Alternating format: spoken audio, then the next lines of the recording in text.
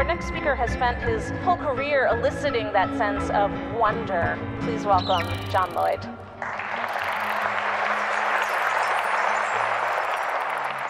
The question is, what is invisible?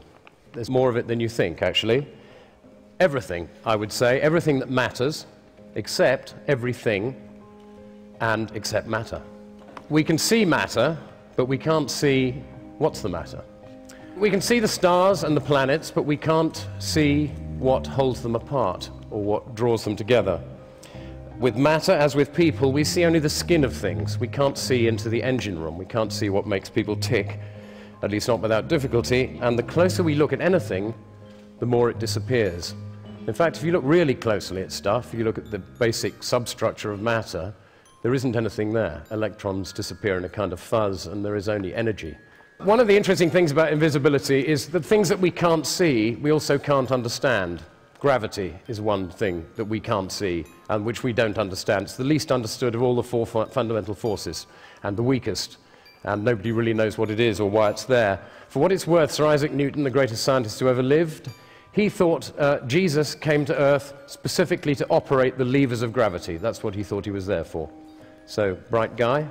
Could be wrong on that one, I don't know. Consciousness. I see all your faces. I've no idea what any of you are thinking. Isn't that amazing? Isn't it incredible that we can't read each other's minds when we can touch each other, taste each other, perhaps, if we get close enough? But we can't read each other's minds. I find that quite astonishing. In the Sufi faith, this great Middle Eastern religion, which some claim is the root of all religions, Sufi masters are all telepaths, so they say, but their main exercise of telepathy is to send out powerful signals to the rest of us that it doesn't exist. So that's why we don't think it exists, the Sufi masters working on us. In the question of consciousness and artificial intelligence is really, like the study of consciousness, got nowhere. We have no idea how consciousness works. Not only have they not created artificial intelligence, they haven't yet created artificial stupidity. The laws of physics, invisible, eternal, omnipresent, all-powerful, remind you of anyone? Interesting.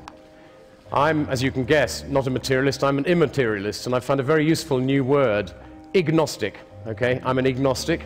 I refuse to be drawn on the question of whether God exists until somebody properly defines the terms. Another thing we can't see is the human genome. And this is increasingly peculiar because about 20 years ago, when they started delving into the genome, they thought it would probably contain around 100,000 genes. Every year since, it's been revised downwards. We now think there are likely to be only just over 20,000 genes in the human genome.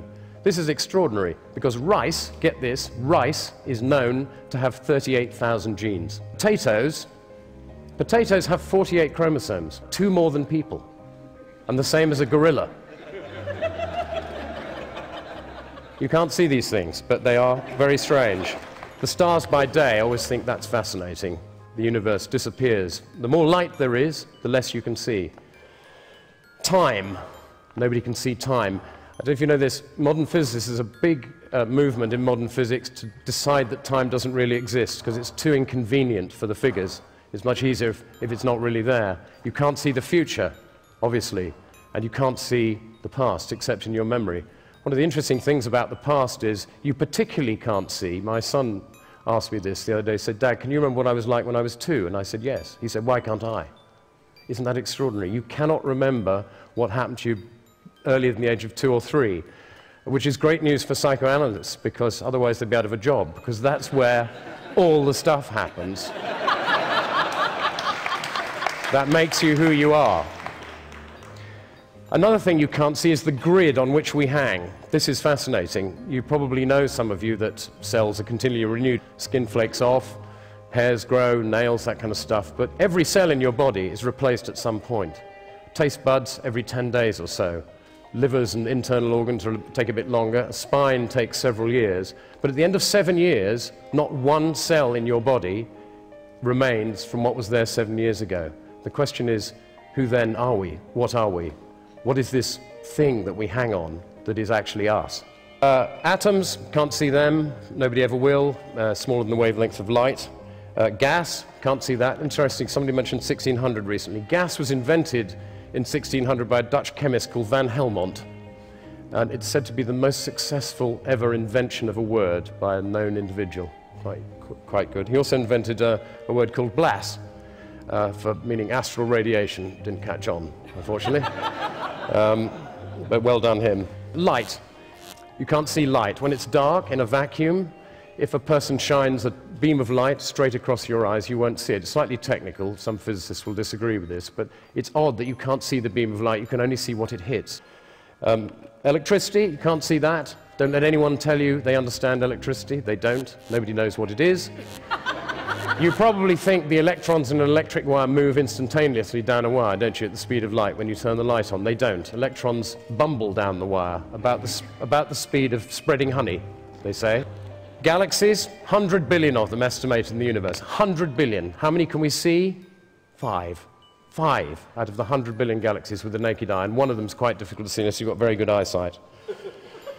Radio waves, there's another thing. Heinrich Hertz, when he discovered radio waves in 1887, he called them radio waves because they radiated. Somebody said to him, well, what's the point of these, Heinrich? What's the point of these radio waves that you've found? And he said, well, I've no idea, but I guess somebody will find a use for them someday. The biggest thing that's invisible to us is what we don't know. It is incredible how little we know. Thomas Edison once said, we don't know 1% of 1 millionth about anything. And I've come to the conclusion, because you asked this other question, what's another thing we can't see? The point, most of us. What's the point? The point, what I've got it down to is there are only 2 questions really worth asking. Why are we here? And what should we do about it while we are? To help you, I've got 2 things to leave you with from 2 great philosophers, perhaps 2 of the greatest philosopher-thinkers of the 20th century, one a mathematician and engineer, and the other a poet. The first is Ludwig Wittgenstein, who said, I don't know why we are here, but I'm pretty sure it's not in order to enjoy ourselves. He was a cheerful bastard, wasn't he? And secondly and lastly, W.H. Auden, one of my favorite poets, who said, we are here on earth to help others. What the others are here for, I've no idea.